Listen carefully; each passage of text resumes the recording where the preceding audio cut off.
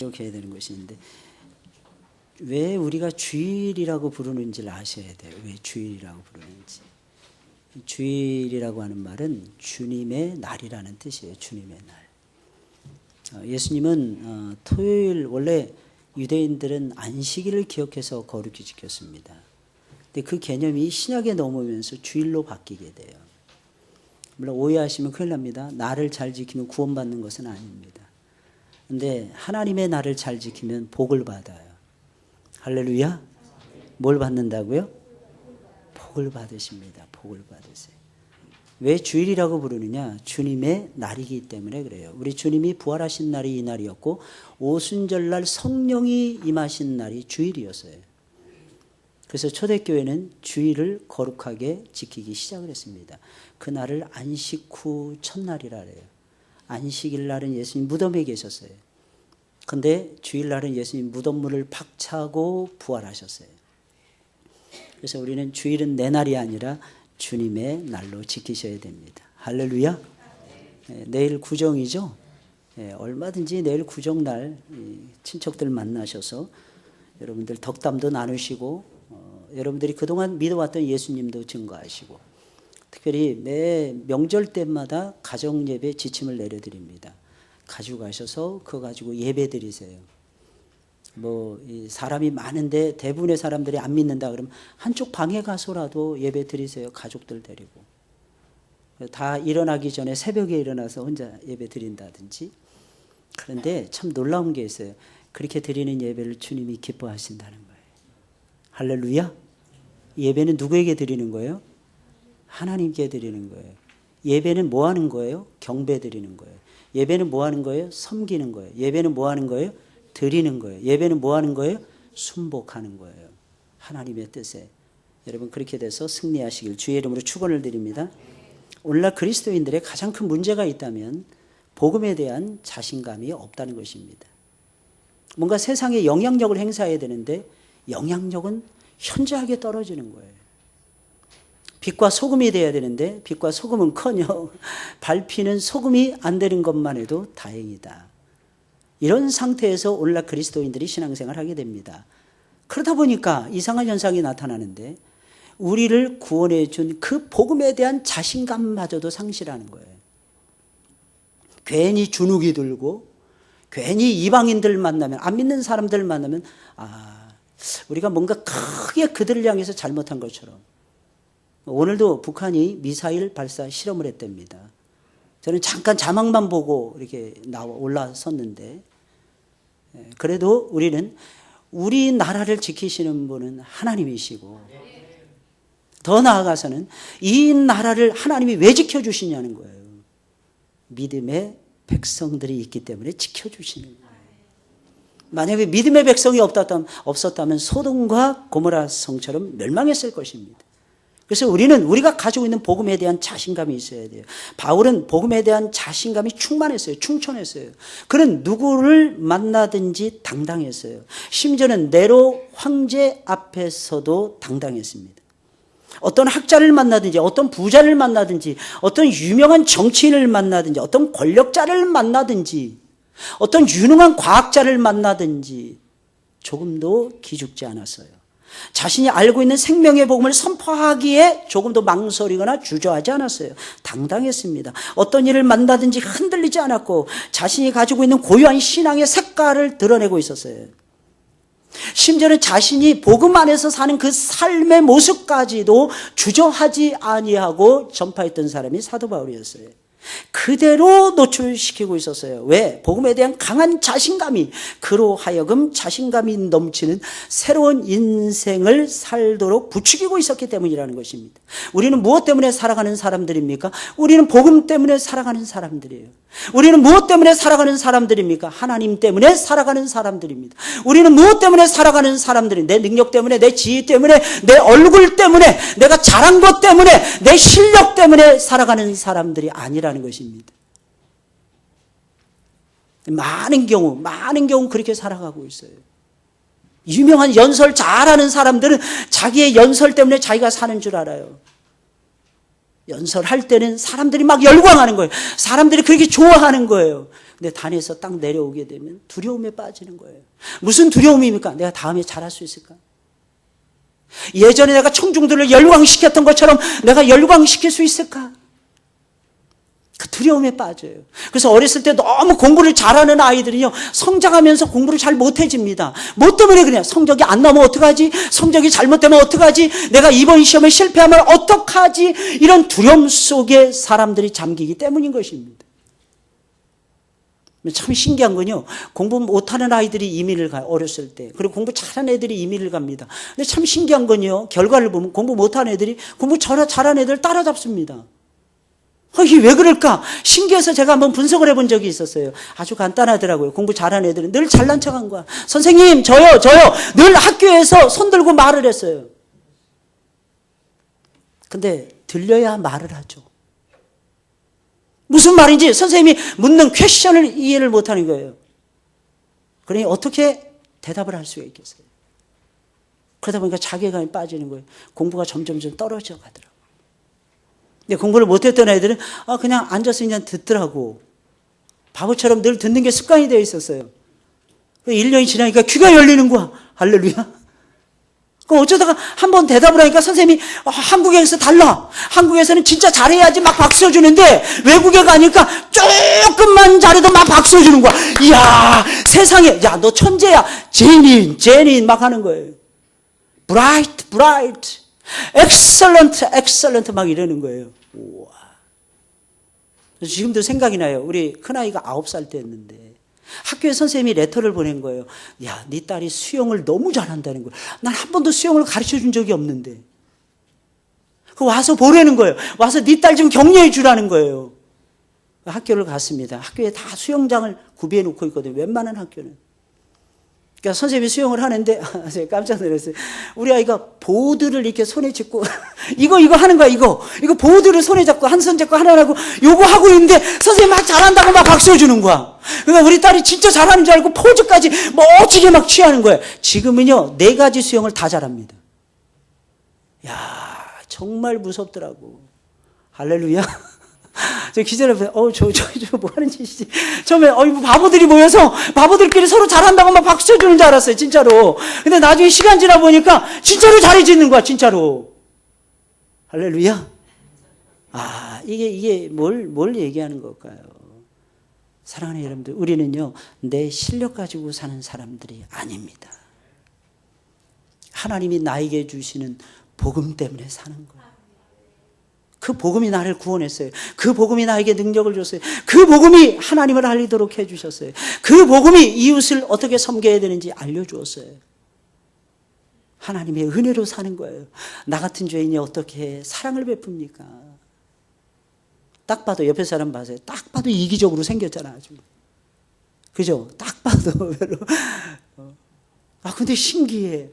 조금씩 하나님을 알아가니까 옆에 있는 사람이 소중하다는 걸 깨달아요. 전에는 사람들이 이야기하는 거예요. 당신은 키가 작아서 싫어. 당신은 얼굴이 못생겨서 싫어. 근데 바울만큼 키 작은 사람은 없습니다. 바울만큼 못생긴 사람도 없어요. 못생긴 사람들은 특징이 있습니다. 서로 못생겼대. 야, 진짜 신기하더라고요. 못생긴 사람들은 서로 못생겼대. 아우성을 줘. 참고로 저는 웬만하면 못생겼다는 말 안 합니다. 저는 잘생겼기 때문에. 근데 저 한 번도 잘생겼다는 소리를 들어본 적이 없는 것 같아요.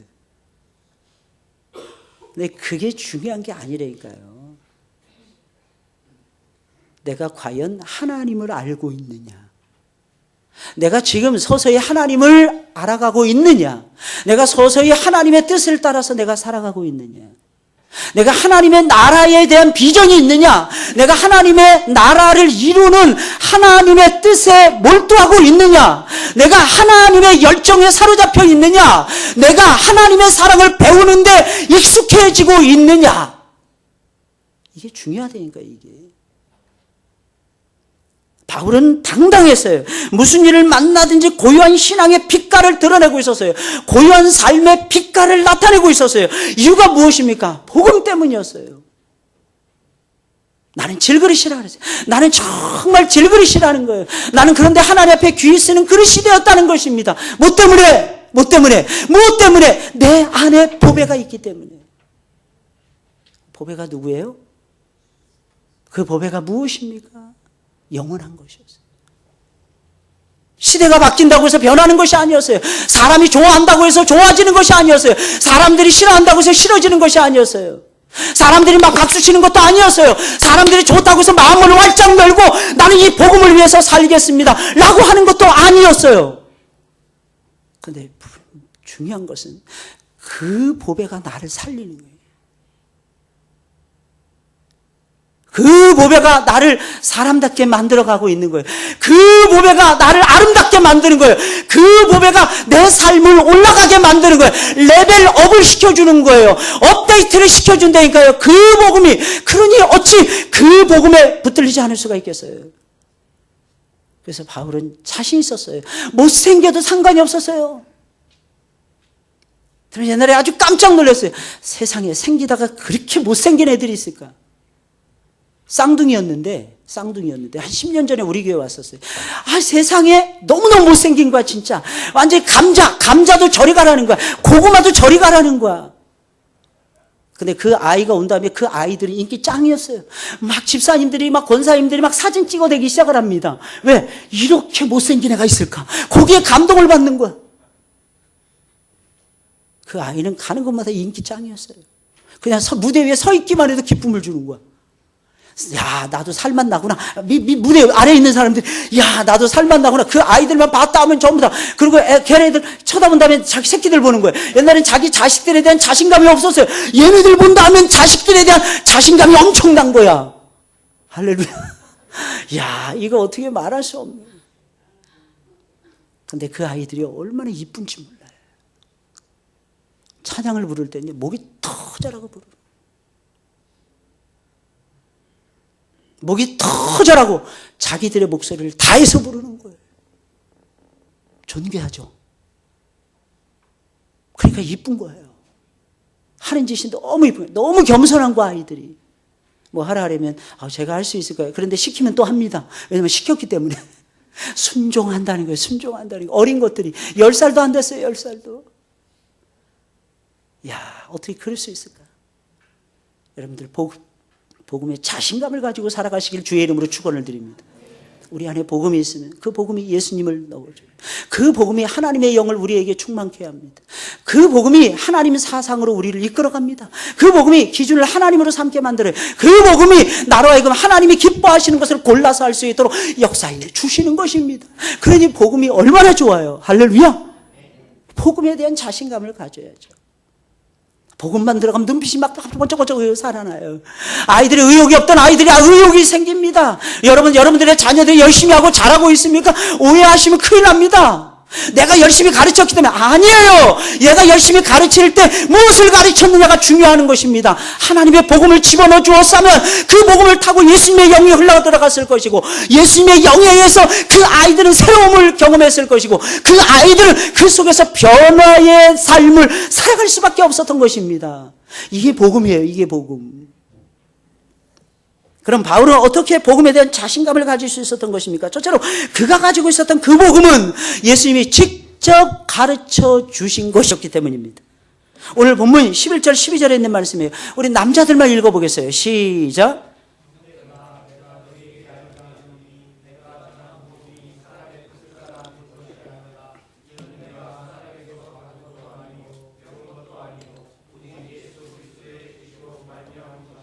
아멘, 아멘. 원래 사도 바울의 스승은 누구였습니까? 가말리엘이라고 하는 바리새인이었어요. 근데 그 가말리엘이라는 사람이 바울에게 복음은 들려주지 못했어요. 그래서 바울은 삐짜가 됐어요. 그래서 어떻게 합니까? 기독교인들을 잡아서 죽이는데 앞장서요. 기독교인들을 잡아서 죽이는데 앞장서요. 자기는 포행자요, 회방자요, 핍박자였다고 고백을 할 정도로. 그런데 어느 날 주님을 만나요. 어느 날 주님이 그를 찾아오신 거예요. 그리고 그에게 생명의 복음을 들려주셨어요. 어느 날 주님이 음성으로 찾아오신 거예요. 그때 사도 바울은 공문서를 들고 그 공문서는 예수라고 하는 사람을 믿는 자들은 잡아서 죽이거나 감옥에 가둘 수 있다라고 하는 권리증이 들어있는 것이 그 공문서였어요. 나 예수 믿는 사람 이가 갈려. 나는 예수 믿는 사람 잡아서 다 죽일 거야. 그래서 예루살렘에서 다메섹으로 쭉 내려가는데 갑자기 빛이 쫙 근데 눈을 뜰 수가 없는 것이었어요. 그런데 이 음성이 들려오는 것이었어요. 사울아, 사울아, 내가 어찌하여 나를 핍박하느냐. 그때 바울이 대답을 합니다. 주여 누이시오니까. 나는 내가 핍박하는 예수니라. 그 말을 듣고 충격을 입어요. 하나님은 지금도 우리 가운데 내려오시는데, 하나님은 지금도 우리에게 찾아오시는데 두 가지를 통해서 찾아오세요. 첫째는 말씀, 음성으로 찾아오세요. 두 번째는 하나님은 그 음성을 통해서 빛을 우리에게 던져주면서 빛 가운데서 우리를 찾아오십니다. 바로 그 순간에 사도 바울은 하나님의 복음을 받게 돼요. 그 복음을 통해서 사도 바울은 새로운 세계를 경험하게, 새로운 신세계라는 것을 경험하게 됩니다. 그래서 사도 바울은 그가 전한 복음이 예수 그리스도의 계시로 말미암아 주어진 것이라고 얘기해요. 어떤 유력한 사람을 통해서 배운 것이 아니었어요. 그가 가지고 있었던 복음은 부활하신 그리스도께서 그에게 직접 나타나셔서 직접 들려주신 복음의 말씀이었어요. 그러니 어떻게 자신감이 넘치죠. 12 사도들을 통해서 배운 것이 아니었어요. 사도 바울은 그것을 부정하고 있습니다. 나는 하나님이 예수 그리스도를 통해서 직접 배운 복음의 말씀이라는 것입니다. 자신이 알고 있는 지식은 단순한 지식이 아니라는 거예요. 하나님이 넣어주신 지식이었더라는 거예요. 자신이 알고 있는 지식은 단순히 이 정도 깨달았다라고 하는 지식이 아니었어요. 깨닫는 동시에 생명을 얻게 하는 복음이었어요. 생명을 얻게 하는 지식이었어요. 근데 그 복음의 지식은 예수 그리스도께서 그에게 직접 나타나셔서 직접 전달해 주신 계시의 복음이었다고 하는 사실입니다. 그러니 사랑하는 가슴에 자신감이 넘칠 수밖에 없는 거 아니겠어요? 보통 그러잖아요. 어디서 배웠습니까? 어느 대학 나왔어요? 왜 그걸 따집니까? 거기서 좋은 교수를 만났네. 말씀드렸죠? 우리는요, 인생을요, 내 기본적인 자질이라든지 좋은 교육을 받은 거라 이런 거를 한꺼번에 바꿀 수는 없습니다. 왜? 그것은 내가 가지고 타고난 것이기 때문에 쉽게 바꿀 수는 없습니다. 그래서 질그릇에 뭘 담으라 그랬어요? 보배를 자꾸 담으셔야 된다고 말씀드려요. 내가 보배로운 존재가 되는 방법은 어렸을 때 좋은 부모를 만나서 좋은 교육을 받아서 내가 훌륭한 사람이 되는 방법이 있더라는 것입니다. 근데 그것은 우리에게 모든 사람에게 다 주어진 것이 아니라는 것입니다. 근데 보배를 담는데 그 보배가 무엇입니까? 하나님을 아는 고상한 지식. 그리스도, 내 주 예수 그리스도를 아는 고상한 지식. 근데 그 지식은 보배인데 누가 담아주시냐? 십자가에 달려 우리를 대신해서 피 흘려 돌아가신 그분이, 그리고 다시 우리에게 새 생명 주기 위해서 부활하신 그분이 우리에게 넣어주신 것이라는 겁니다. 할렐루야. 물론 여기서 사도 바울이 예수 그리스도에 의해서 받았다라고 하는 것과 우리가 받았다, 하나님 앞에 직접 받았다라고 하는 것은 다릅니다. 바울이 받았다는 것은 직접 예수님의 음성을 듣고 직접 직통계시를 받았음을 의미하는 거예요. 그럼 우리가 받았다는 것은 무슨 뜻이겠습니까? 어떤 먼저 받은 사람이 있다라는 거예요. 그 먼저 받은 사람에 의해서 저와 여러분들에게 주어진 것이라는 거예요. 그런데 우리는 그것을 가지고 하나님이 나에게 주신 것이라고 믿게 되더라는 거예요. 참 이상해요. 나에게 복음을 들려줬던 어느 유력한 목사님들, 어떤 유력한 장로님들, 어떤 유력한 교사들은 서서히 예수님을 믿으면 믿을수록 마치 지는 해처럼 사그러듭니다. 근데 놀라운 사실이 있어요. 그러면 그럴수록 예수 그리스도는 자꾸 떠오르는 거야. 예수님의 역사는 점점 커지는 거야. 이유가 무엇입니까? 먼저 복음을 증거했던, 먼저 받았던 그 사람은 하나님이 사용하시는 도구에 불과하기 때문인 것입니다. 여러분들 잘 아셔야 돼요. 우리는 도구인 것입니다. 그래서 우리가 영광을 받아서는 안 돼요. 다윗 보세요. 그렇게 위대한 사람도 마지막 죽을 때까지 겸손하잖아요. 자기 공로 내세우지 않잖아요. 내가 이만큼 했는데 라고 하는 것이 없었어요. 이유가 무엇입니까? 자기는 도구에 지나지 않았다는 도구에. 하나님은 여러분들을 의의 병기로 쓰시기를 원하십니다. 도구는 특징이 있어요. 붙들려 쓰임 받는다는 것만으로도 기뻐하는 거예요. 붙들려 쓰임 받는다는 것만 해도 감격하는 것입니다. 할렐루야! 여러분, 하나님이 쓰시기에 합당한 그릇들이 되시길 주의 이름으로 축원을 드립니다. 혹시 왜 나를 안 쓸까? 왜 나를 안 알아줄까? 아직 때가 안 돼서 그런 거예요. 준비되지 않아서 그런 거예요. 준비하고 계세요. 겸손하게 하나님이 쓰실 때를 기다리고 계세요. 하나님께서 반드시 사용하실 것입니다. 우리가 들려주는 복음, 이 복음을 열심히 누구 앞에서나 힘있게 우리는 증거할 수 있습니다. 이유가 무엇입니까? 하나님이 우리를 사랑해서 직접 주시든지 아니면 누구를 통해서 주시든지 하나님께서 나에게 주시는 그 복음, 내가 깨달았다면 그것은 하나님께서 나에게 직접 주신 것이나 다름이 없기 때문이라는 것입니다.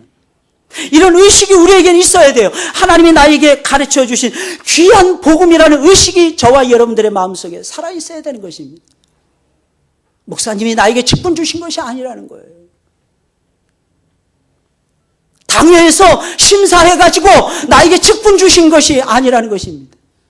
그건 하나의 과정과 절차에 불과한 것입니다.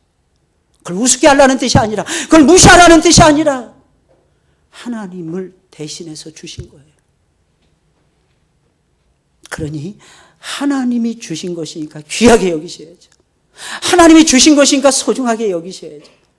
그 하나님이 나에게 주신 최고로 좋은 것, 가장 귀중한 것, 그것이 바로 복음이에요. 그러니 구정 명절에 안 믿는 친척들 만나거나 안 믿는 친구들 만나시면 그들에게 복음을 들려주시기를 예수님의 이름으로 축원을 드립니다. 왜? 제일 자랑스러운 거잖아요. 두 번째로 그가 가지고 있었던 복음은 사람을 한 방에 변화시키는 엄청난 파괴력, 엄청난 능력이 있었기 때문입니다. 첫째는 복음은 신적 권위가 있었어요. 하나님이 직접 주셨다라고 하는 신적 권위. 그리고 두 번째는 하나님이 사람을 바꾸시는, 하나님이 사람을 변화시키는 엄청난 능력이 복음 안에는 담겨져 있었다는 거예요. 우리 13절, 14절에 있는 말씀인데 이번에는 여자분들만 읽어보겠어요. 시작. 내가 이전에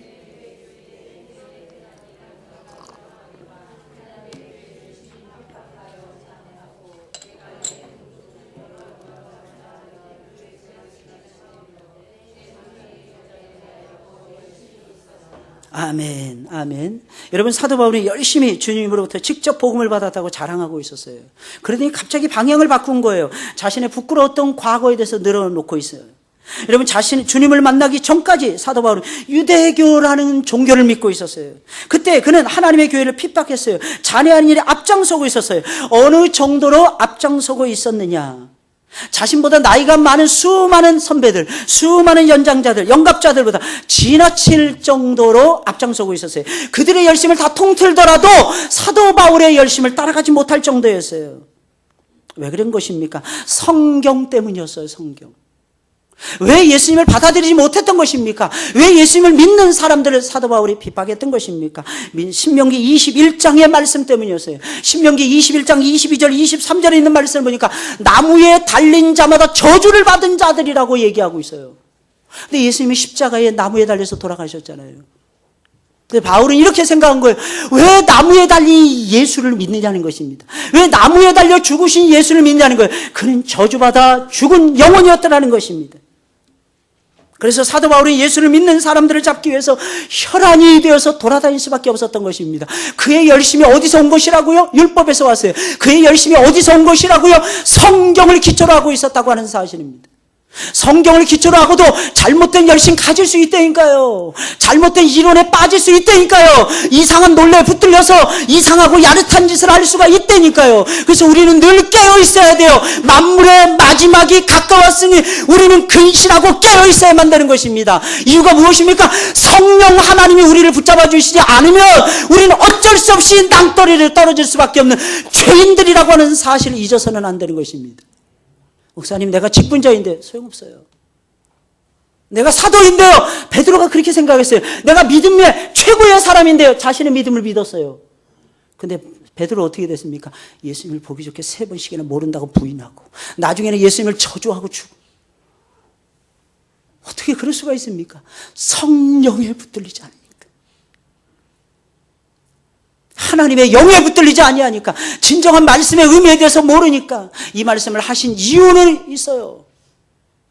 나무에 달린 자마다 저주를 받는다. 예수님은 우리의 모든 죄를 짊어지고 저주를 받으신 그 의미였지. 예수님이 십자가에 달려 돌아가셨다, 나무에 달려 죽으셨다, 이 말씀에 예수님의 삶이 저촉이 된다라고 생각해서는 착각이에요. 잘못 해석을 하는 거예요, 성경을. 그는 분명히 기독교인들을 잡아서 죽이는 포행자요, 회방자요, 비박자였어요. 그런데 이제는 완전히 변화가 되었어요. 십자가에 달려 저주를 받고 죽은 예수를 믿었어요. 아니, 그 정도가 아니었어요. 그저 머리부터 발끝까지 다, 사도 바울은 다 예수였어요. 머리에도 예수님의 흔적, 눈에도 예수님의 흔적, 몸에도 예수님의 흔적, 발에도 예수님의 흔적, 예수님의 흔적 덩어리가 되었어요. 얼굴을 툭 건드리면 예수가 흘러나오는 거예요. 가슴을 툭 건드리면 예수님의 사랑이 흘러나오는 사람이에요. 어떻게 해서 이렇게 돼요? 다메섹 도상에서 예수님을 만나는 체험을 했기 때문입니다. 이 세상에서 가장 멋진 체험, 나를 위해서 십자가에서 달려 돌아가신 그 주님을 만나는 체험이에요. 무엇을 소중하게 여기십니까? 좋은 옷? 좋은 음식? 좋은 집? 높은 지위? 사람들이 나를 바라보는 인기? 그것입니까? 아니면 나를 위해서 그 십자가에서 처절하게 6시간 동안 매달려 계신 그 주님을 내가 인격적으로 만나는 것입니까? 그분은 또한 사흘 만에 부활하셔서 얼마나 성질이 급하신지, 만 사흘이 다 채워지기 전에, 십자가에 달려서 48시간도 안 되기 전에 그분은 우리에게 생명 주기 위해서 부활하신 분이에요. 얼마나 성질이 급하신지 제자들에게 찾아오셔요. 먼저 샬롬, 너희에게 평강이 있을지어다. 예수님의 제자들 중에 엠마로 내려가는 2 제자가 있었어요. 예수님을 등지고 엠마로 내려가고 있었어요. 얼마나 성질이 급하신지 우리 주님께서는 그 제자들에게 찾아서, 알아듣지도 못하고 알아보지도 못하는데 예수님 말씀하시는 거예요. 예수님 대화를 나누시는 거예요. 그럴 때 많죠. 예수님이 오셔서 말씀하시는데 예수님의 말씀인지 뭔지도 구별 못하고 분별 못할 때가 우리가 얼마나 많이 했는지 몰라요. 그러면서 왜 하나님 내 열심을 알아주지 못합니까? 예수님도 알아보지 못하는데 왜 나에게 복은 주시지 않습니까? 예수님의 능력도 믿지 못하는데. 나중에 예루살렘에서 당한 일과 성경을 풀어서 들려주니까 그제서야 예수님을 알아보는 사람들이었어요. 3년 반 동안 줄기차게 예수님을 따라다녔던 제자들이었습니다. 명석한 사람들이었어요. 가슴에 예수님의 말씀이 충만했던 사람들이었어요.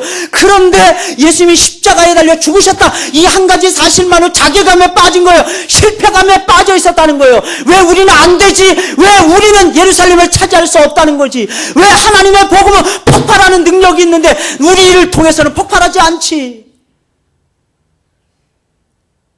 실패감에 빠지는. 누가 실패감에 빠지라고 했습니까?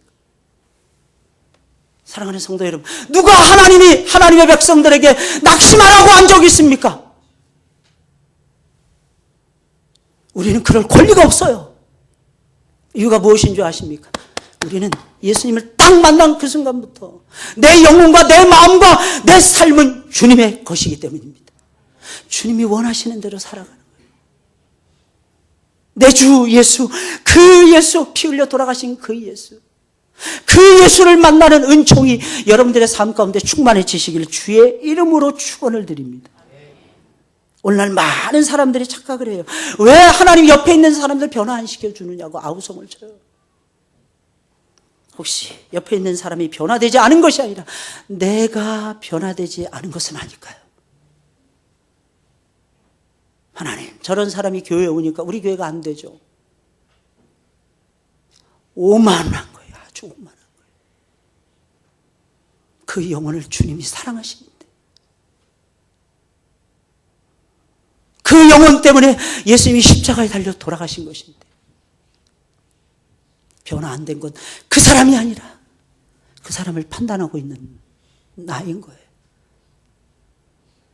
복음은 능력이 있어요. 사람을 한꺼번에 변화시키는 능력이 있어요. 다메섹 도상으로 내려가면서 그때 바울이 주님을 만났기. 그 다음에 겸손해졌어요. 그 다음에 아나니아는 이름 없는 종에게 안수를 받습니다. 그 다음에 사도들을 만나러 올라가지도 않아요. 사도들을 만나면 좋았을 겁니다. 편했을 겁니다. 편한 걸 좋아하잖아요. 나에게 유익한 걸 좋아하는 것이 아니에요. 주님을 위해서 유익한 것이 무엇인가? 완전 변화된 바울이었어요. 그래서 바울이 고린도전서 15장에 있는 말씀을 보면 이렇게 고백을 하고 있잖아요. 내가 여러 사도들보다 더 많이 수고했다. 이런 말을 함부로 할 수 없는. 여러분, 우리 교만해서 그런 말 하는 게 아니에요. 정말 겸손해서 사도 바울이 그 말 한 거예요. 그러나 내가 한 것이 아니에요. 내 속에서 역사하는 분의 역사를 따라 내가 수고한 것이니라. 이게 바울의 모습이었어요. 이게 바울의 모습. 한 방에 가는 거, 한 방에. 여러분, 예수님을 만나셨습니까? 만나시기를 주의 이름으로 축원을 드립니다. 예수님 만나셨습니까? 만나신 분이 별로 없네. 이야, 그 좋으신 예수님 만나야 돼요. 노래해야 돼. 예수 사랑하심은 거룩하신 말일세. 계속 노래 불러야 돼요. 예수님은 계속해서 우리에게 역사하시는 위대하신 분이십니다.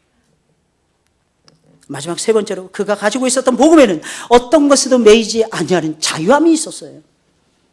15절부터 24절까지 말씀입니다. 그러나 내 어머니의 태로부터 나를 택정하시고 은혜로 나를 부르시니가 그 아들을 이방에 전하기 위하여 그를 내 속에 나타내시기를 기뻐하실 때 내가 그 혈육과 의논하지 아니하고 또 나보다 먼저 사도된 자들을 만나려고 예루살렘으로 가지 아니하고 오직 아라비아로 갔다가 다시 다메섹으로 돌아갔노라. 그 후 3년 만에 내가 게바를 신방하려고 예루살렘에 올라가서 저와 함께 15일을 유할세 주의 형제 야고보 외에 다른 사도들을 보지 못하였노라. 보라, 내가 너희에게 쓰는 것은 하나님 앞에서 거짓말이 아니로라. 그 후에 내가 수리아와 길리기아 지방에 이르렀으나 유대의 그리스도 안에 있는 교회들이 나를 얼굴로 알지 못하고, 당연하죠. 옛날에는 뭐 TV가 있습니까? 뭐가 있습니까? 모르는 거예요. 사도 바울 얘기만 들었다는 거예요. 다만 우리를 핍박하던 자가 전에 찬해하던 그 믿음을 지금 전한다함을 듣고 나로 말미암아 영광을 하나님께 돌리니라. 바울이라고 하는 사람 어떤 모습이에요? 여러분, 주님의 부르심을 받은 이후에 가장 먼저 사도들을 만나기 위해서 예루살렘에 올라가지 않았어요. 그는 먼저 아라비아 사막으로 갑니다. 아라비아가 어디 있었어요? 아라비아, 사우디 아라비아를 얘기하는 거예요. 그 남방 여왕이었던 그 예멘 지방을 얘기하는 거예요. 거기까지 내려가는 거예요. 남쪽에 거의 끝 무렵을 얘기하는 것입니다. 사우디 아라비아 반도의 끝 지방이 아라비아였어요. 바울이 거기로 가는 거예요. 아라비아는 사막이었어요. 왜 갔을까요? 주님과 혼자서 교제하는 시간을 갖고 싶어서. 다윗도 그랬잖아요. 모세도 그랬잖아요. 주님과 혼자서 만나는 시간을 갖기 위해서. 그 시간이 우리들의 영혼을 살리는 시간이에요. 아라비아로 갔다가 다시 다메섹으로 갑니다. 다메섹에 자기 고향이 있었거든요. 자기 집이 있었거든요. 자기 부모 형제들이 있었거든요. 거리로 다시 갑니다. 그리고 3년 후에 예루살렘으로 올라갑니다. 이유는 딱 한 가지. 베드로를 신방하기 위해서. 이게 좀 거꾸로 된 것 같지 않습니까? 그죠? 주객이 전도됐잖아요. 이때까지 하면서 사도 바울은 사도로서의 기능도 못하고 있을 때였어요. 이후에 바나바가 안디옥 교회 목사로, 담임 목사로 공동사역하겠다고 청빙을 합니다. 바나바가 인정해 주기 전까지는 아무도 사울을 바울로 인정해 주지 못하고 있었어요. 인정을 받는다는데 매이지 마세요, 여러분들. 인정은 하나님이 해주시는 거예요. 누군가로부터 인정받으려고 하지 마시고 하나님으로부터 인정받으시려고 하셔야 돼요. 바울은 그 다음에 쓰임받았지 이때까지만 해도 아니었어요. 근데 신방으로 올라요. 신방으로 가서 누구 만났어요? 주의 형제 야고보만 만났어요. 다른 사람으로부터 전수받은 것이 없다는 거예요. 무엇을 의미하는 것입니까? 바울은 하나님으로부터 직접 교육을 받은 거예요. 예수님으로부터 직접 교육을 받았어요. 물론 우리는 안 됩니다. 바울은 가능합니다. 왜 바울은 가능한지 설명해 드릴게요. 모든 사도들의 제자들, 속사도들도 전부 다 스승이 있어야 됐어요. 보이는 스승이 있어야만 됐어요. 근데 바울은 아니었습니다. 바울은 예외였어요. 왜 바울만 예외였을까요? 여러분들 기억하셔야 돼요. 바울은 구약의 율법에 정통한 인물이었어요. 예수님도 복음을 증거했습니다. 어디에 기초해서 복음을 증거했을까요? 구약의 말씀에 기초해서 복음을 증거했어요. 근데 그 구약의 말씀에 걸어다니는 구약 말씀이 누구예요? 구약 성경이 누구예요? 사도 바울이었어요. 다메섹 도상에서 예수님 한 방 딱 만납니다. 딱 만나자마자 구약의 모든 것들이 다 깨졌어요. 구약의 모든 의문점들이, 신앙의 모든 의문 나는 것들이 순식간에 다 풀려버리고 말았어요. 목적이 무엇이냐? 하나님이셨더라는 거예요. 목적이 무엇이냐? 하나님 나라였더라는 것입니다. 그 하나님 나라를 이루면 어떻게 하냐? 성령을 받아야 되고, 그 하나님 나라를 이루면 예수를 받아야만 된다. 예수를 믿어야만 된다는 것입니다. 하나님 나라의 영원한 나라의 대주제 두 가지가 꼭 필요했더라는 것입니다. 그것이 무엇입니까? 예수 그리스도와 그의 나라였더라고 하는 사실입니다. 여기에 대해서 가장 의문점을 많이 가지고 있었던 사람이 사도 바울이었어요. 근데 다메섹에서 딱 주님을 만나는 그 순간에 그분이 역사의 주인이라는 걸 깨달은 거예요. 그분이 하늘과 땅을 연결하는 중보자라는 것을 깨달았다는 거예요. 그분을 통해서 하나님의 나라가 시작됐음을 알았어요. 그분을 통해서 하나님의 나라가 그의 제자들을 통해서 성령의 역사를 통해서 힘있게 세워져 가고 있음을 사도 바울은 깨달았던 것입니다. 그러니 더 이상 누가 스승이 필요하겠어요, 여러분들. 그러나 우리는 다릅니다. 누군가를 통해서 배우셔야 됩니다. 그러나 기억하셔야 돼요. 가르쳐준 그 사람에게 매여서는 안 됩니다. 그분을 세워주신 성령 하나님께 매이셔야 돼요. 기억하셔야 돼요. 기억하셔야 돼요. 예수님 당시에 예수님은 예루살렘으로 올라가기를 거절하셨어요. 왜? 거기에 바리새인들과 서기관들과 장로들이 유대교라는 괴물 종교를 만들어 놓고 여호와의 종교를 부정하고 있었고 기독교라는 새로운 신흥 종교를 거부하고 있었기 때문입니다. 이해할 수 없는, 그들도 하나님의 자녀들이었는데, 사두개인들이라고 하는 말은요, 사독계통의 제상들이라는 뜻이에요.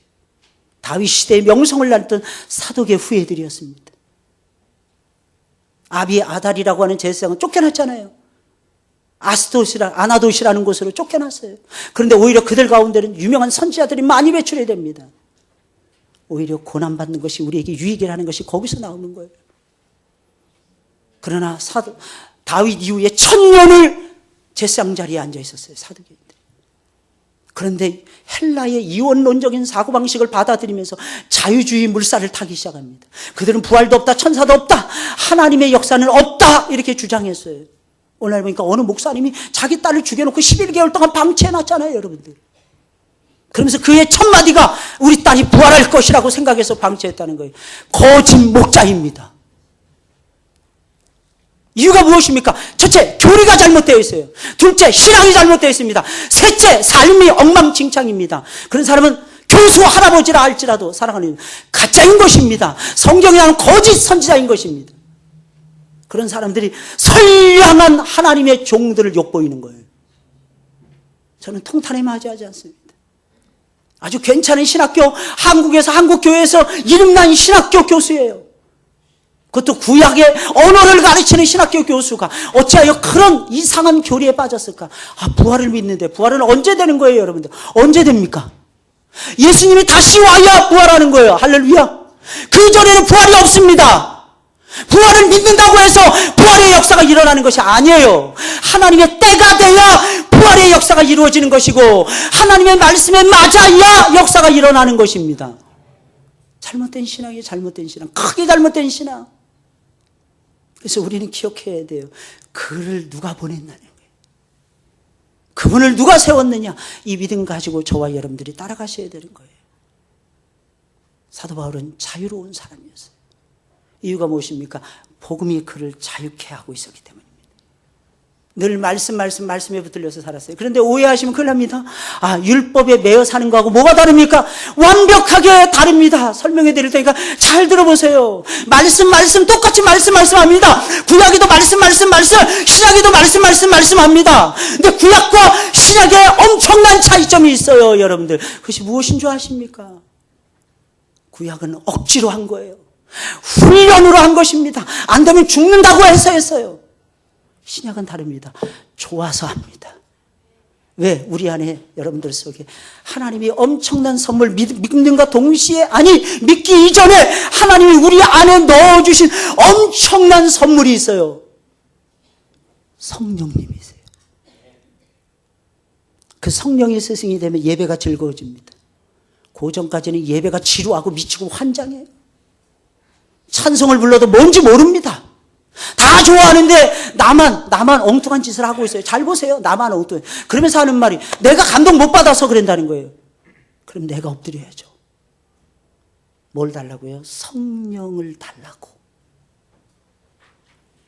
성령을 달라고. 믿었어요. 사마리아로 내려갔을 때 믿는 자들이 많았어요. 너희가 성령을 아느냐? 모른다는 거예요. 그러니까 율법적으로 믿죠. 오늘날의 팔레스타인 땅에도 여러 종류의 기독교가 지금도 난무하고 있어요. 잘못된 종교 굉장히 많습니다. 똑같이 말씀 본다고 해서 하나님 믿는 거 아닙니다. 여러분들. 잘 들으셔야 돼요. 여러분들. 제발 바른 믿음 같이 하고요. 이유를 설명해 드릴게요. 바른 말씀이면 바른 신앙이 생기는 거 아닙니까? 바른 말씀, 바른 신앙, 바른 삶, 바른 인격, 바른 열매, 아버지께서 제일로 좋아하는 축복의 열매, 이걸 좀 따셔야죠. 그게 뭐예요? 영혼의 열매, 회개의 열매. 하나님이 제일 좋아하는 게 회개의 열매시잖아요. 주님, 내가 죄인입니다. 할렐루야. 좀 고백을 좀 해보세요. 다른 사람에게 뭐 문제 있다고 하지 마시고, 소돔과 고모라는 악인이 많아서 멸망한 거 아닙니다. 의인이 없어서 멸망한 거예요. 하나님이 기뻐하는 의인 되시길 주의 이름으로 축원을 드립니다. 복음에 좀 자신감을 좀 가지세요. 복음에 신적 권위가 있어요. 엄청난 능력이 있어요. 엄청난 능력. 여러분들에게 자유를 줍니다. 자유를 준다니까. 아직도 매여 계십니까? 죄와 사망에 매여 계십니까? 세상의 이론과 사상에 매여 계십니까? 유행과 쾌락에 매여 있습니까? 거기서부터 자유케 하는 능력이 복음에는 있는 것입니다. 제발 복음을 부끄러워하지 마세요.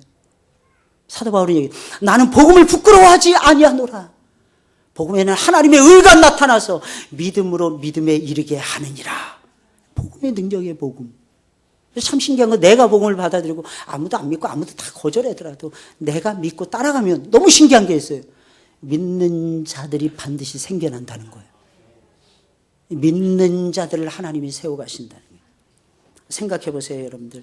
성령의 놀라운 역사, 복음을 통해서 나타나는 거예요. 내 삶의 변화의 역사, 다 복음을 통해서 나타나는 거예요. 복음에 자신감을 가지시고, 이번 구정 명절에는 좀 예배 좀 집내해 보세요. 예배 좀. 할렐루야. 다 믿는데 왜 예배 안 드리고 시작합니까? 가실 때 뒤에 보면 설날 감사 예배라고 또 나눠드립니다. 이번에 주제는 거룩해야 땅을 차지한다입니다. 거룩하세요. 할렐루야. 거룩하면 땅을 차지하십니다. 가르쳐 주세요. 안 믿는 사람들에게. 근데 여러분들이 보세요. 좀 안 된다고 맨날 기죽어 있고, 좀 되면 기고만장. 그러면 여러분 세상 사람들이 비웃습니다. 안 돼도 우리는 하나님 의지하고 일어서야 되고, 되면 너무 좋아서 겸손해져야 돼요. 야, 하나님이 이걸 나에게 주셨어. 이래야 되는 거예요. 할렐루야. 그러면서 여러분들 승리하시길 주의 이름으로 축원을 드립니다. 기도하겠어요. 하나님 감사합니다. 우리 주님께서 우리를 사랑해 주시고